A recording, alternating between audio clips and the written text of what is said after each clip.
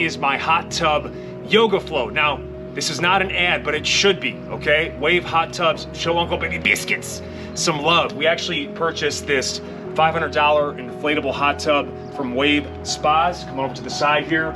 It plugs into an electric outlet, heats up to 102, 103, 104, and you can even blow bubbles. Woo! Woo! Woo!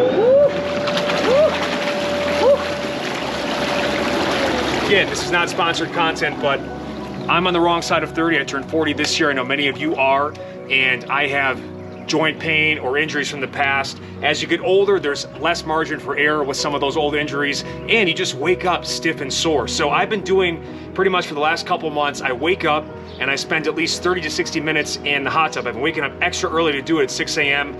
I'll oftentimes spend the first 10 to 30 minutes reading to kind of get some positivity in my life, still train the brain, and then I start doing some stretches in here after I get warmed up. Now, why would you want to stretch in the warm water? Well, warmth, heat. It's going to actually make your muscles really pliable. It's going to give the joints the love they need to get into more bends, and you can actually spend more time in these positions too because the water unloads some of the gravitational pressure. There's also compression, which is very therapeutic for the joints. Just being in the water heals. So here's what I do. Have some fun with it. Obviously, some hot tubs have the ability to put your feet up on steps for like step-up stretches or high box stretches. You can do that too, or seated stretches, but this is all grounded. And I like to start initially too, and I'll often read like this. I'll cross my legs. Can kind of sit to the edge of this like this. Just kind of cross the legs a bit, and I can do some movement like this. Gets into that hip capsule. Some rotation through the hips. I also like to, in this position, because of the fact that it takes off my body weight, I can actually push off the outsides of the feet and rise up a bit. It's kind of like a genie. Genie squats? Maybe I should call them that. Inhale through the nose going down. Exhale through the mouth going up. Then I love to go into the shin box stretch, but I'll show this one first actually.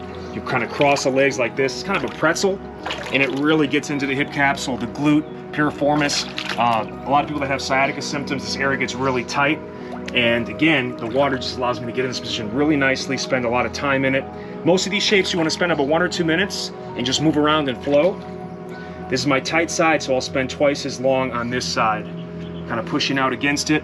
Now the shin box, this is my ultimate hip mobilizer, and it's so, like, you know, if you're going to be prone to back issues, if you have tightness here, particularly this 90-90 shape, so working internal rotation on the back leg of the hip, and then external rotation in the front leg of the hip. This is kind of like a lying quad stretch, sort of, and this is a modified pigeon position in yoga.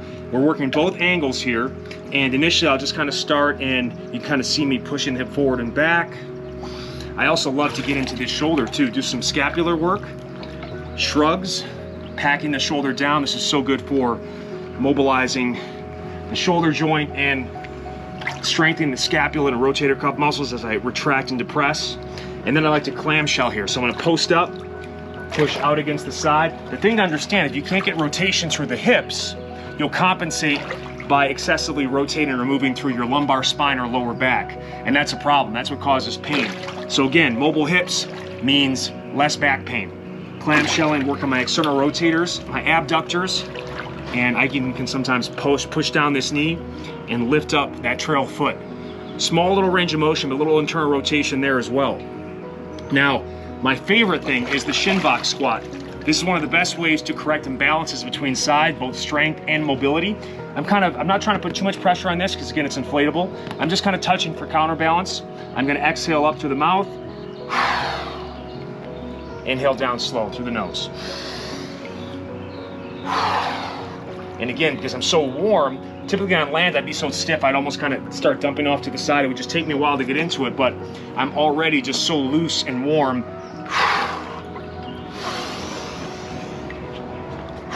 I can play between a squat from that shin box shape or a hip hinge. It's gonna get more into the glutes and hamstrings.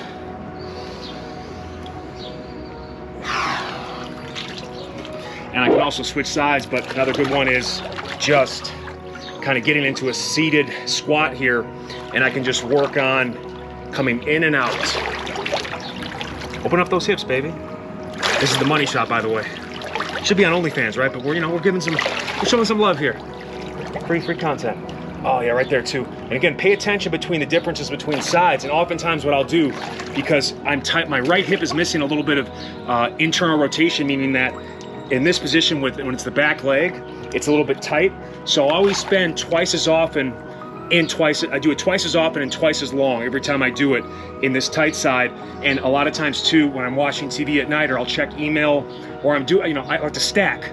It's hard to find the time in the day, so you're doing some other tasks, try to get into these positions, just spend time in them. And I'll spend a lot of time on this tight side, just moving around as I showed previously. So that was the shin box. Now let's go into kind of, I guess in yoga would be called the prayer stretch, or just kind of a kneeling series. I had 4 knee surgeries by the time I was 22. I've spent almost 2 decades now rehabilitating and rebuilding my lower body. But again, whatever damage I did in there, it's there. So I've got to be very cognizant of how my knees feel. And a lot of times it happens when you have surgeries or knee pain because it hurts or it's stiff to get into these bendable positions, especially on land. You avoid them and they get stiffer. And what's so important is when you get the joint through a full range of motion, full bend, full flexion, it sends synovial fluids into the joint, which nourish and heal the joint. So it's actually good to get in these positions. But again, I'm just taking my body weight off and it's hot.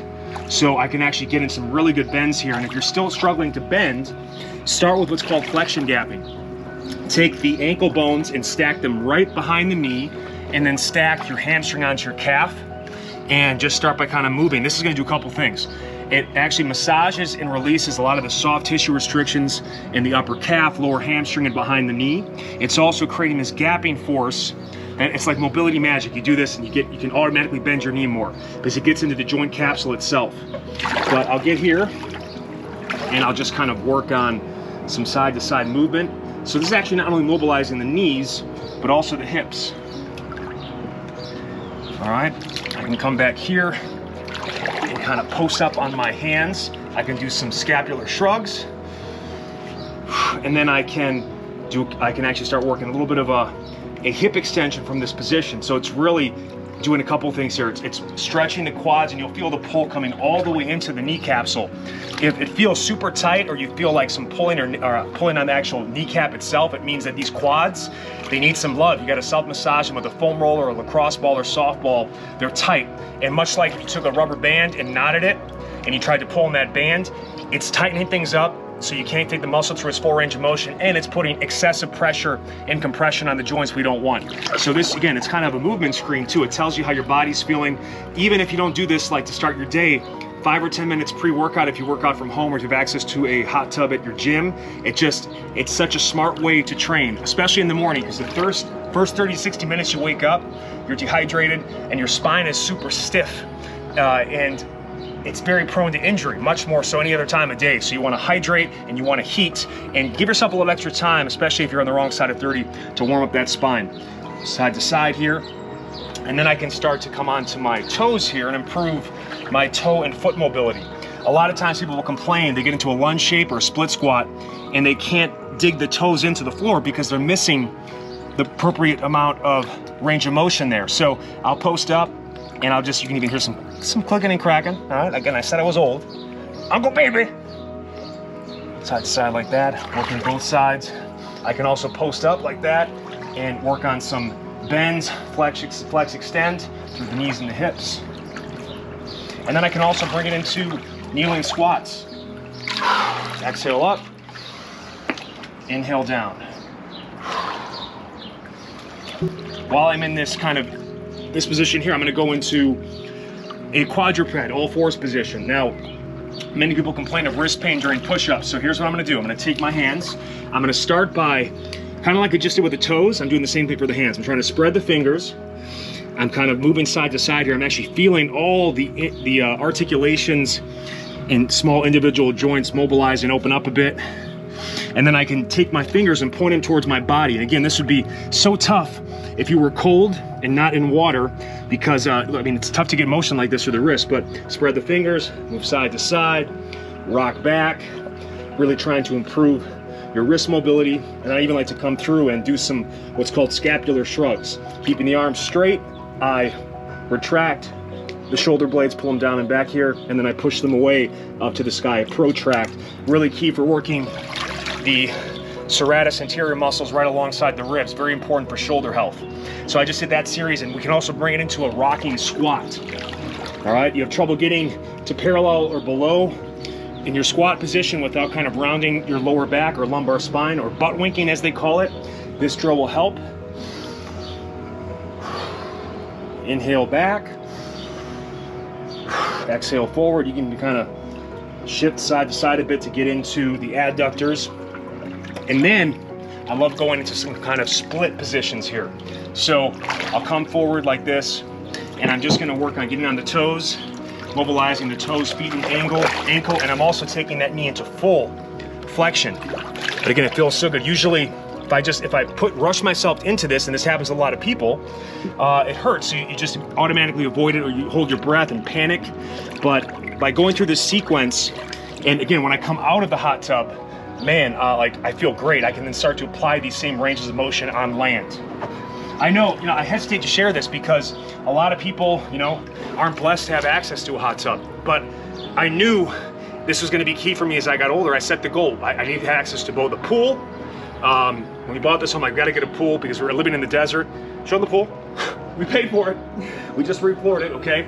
And then I also like a hot tub. I can create some contrast therapy, go from hot to cold since it's unheated. But I know the water heals. And again, I get a lot of questions from people 40, 50 plus. They want to try to find a way to regain motion or just stay active. Maybe you can't do as much as you did on land in the past, but you can make up for it in the water. And again, this is only 500 bucks. It's a fraction of the price of typical hot tubs. So I'll get off my soapbox.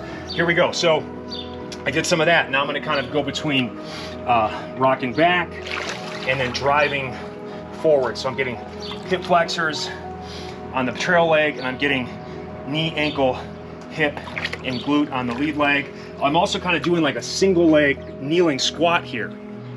All right, because it's using, all right, such a good movement to flow. Again, a lot of, just have some fun. Play around, move around. I love getting into also the hip flexor. So from a kneeling position, coming from the side here, ground in. And part of what's so great about this from a kneeling position, it helps take the head of the femur, your thigh bone, and helps centrate it back into the hip socket or acetabulum. Okay, I may have fucked up that word again, but it's the hip socket, getting it in there, because sometimes people will actually get into what's called the flexion wall. You'll squat down and the femur is improperly placed or put to the front of the capsule, and it hits the pelvis instead of going into the socket. So here we go. Exhale up, inhale down. I can hold that position and work on internal, external kind of windshield wipers for the hip. And the water gives me some resistance too, beautifully. I can then go here, and if you notice like one foot had a little more tightness, or you have trouble getting onto it, or you're prone to toe foot pain, I can just post back up on that toe and get more pressure than I did when I was doing it two legs only. But from right here, I can do some what's called dead stop lunges.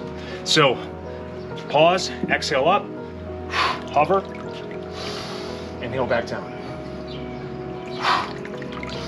Now I can also use some self-assistance here. You could bring a stick that didn't damage, like that has rubber that won't damage the bottom of the pool, or put like a stool or chair next to you, whatever you have access to. Don't want to put too much pressure on the inflatable, but you can use this stuff to self-assist, but the water is also unloading your body weight and keeping the joints and muscles nice and warm. Beautiful. You can move into a cobra, all right?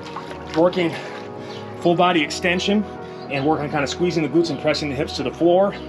You can kind of create a little rotation through the hips to get into the obliques or lateral chain. I also love to press scap shrugs from this cobra position. Turtle head, push down, and really get that chest going. Now, we showed those positions. Get into a little bit of a squat on the toes. Typically this would be really tough or painful for people, but again, I'm also flowing, and every position I get to next, I'm warmer and more Gumby-like, if you will. Just kind of going side to side on the toes like this. I can then kind of post up a bit, move to the foot flat, and kind of just sit into it. And now try to get some good diaphragmatic breathing going. Pull the air in through the nose into the belly.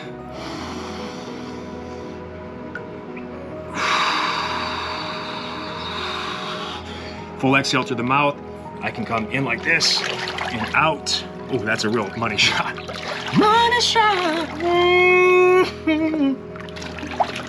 All right, and then I can even do some squat pulses. Exhale up, inhale down. Show that from the side so they can see those man strings. All right. Again, there's no right or wrong way to move around. I'm even kind of going from squat to split squat with those bends and on the balls of the feet. So I've shown you a bunch of options. Don't forget about the straddle stretch. Get the groin and adductors. Going from one side to the other, getting some rotation through there. And you can also work on kind of a lateral lunge shape. Kind of on the back heel here. And I'm moving between full bends in this leg. And then I can rotate it kind of like a semi shin box. That back leg is internally rotated. And back.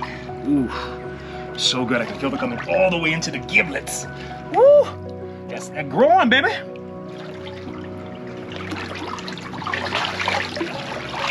Trust me on this. This will be a game changer for you. It has allowed me to access positions I haven't in a very long time, and it gives me the confidence. I know if I spend some time in the water, especially with the heat, I can go onto land and trust my body more. Because that's the one thing, like, you can't recover as well as you used to when you get older. You have a smaller margin for error when it comes to your joints. And if you have previous injuries, like my knees, I always got to keep them warm and get them mobilized before I start training, because unfortunately, I already cashed those checks. All right, so I've got to check myself every time before I start training. I really hope this helped you guys. Subscribe to my channel. Go to bjgaddour.com to learn about everything we're doing, podcasts, our products, our membership site, and you can follow me on all of it at bjgaddour, at bjgaddour. Any questions, post in the comments, and I'll show you one more. The body weight leg extension.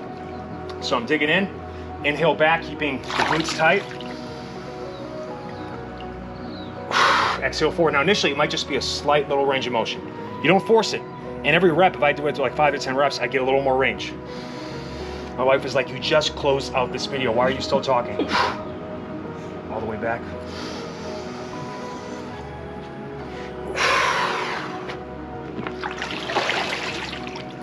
Love you guys. And by the way, check out the Lungeman workout in swim shorts.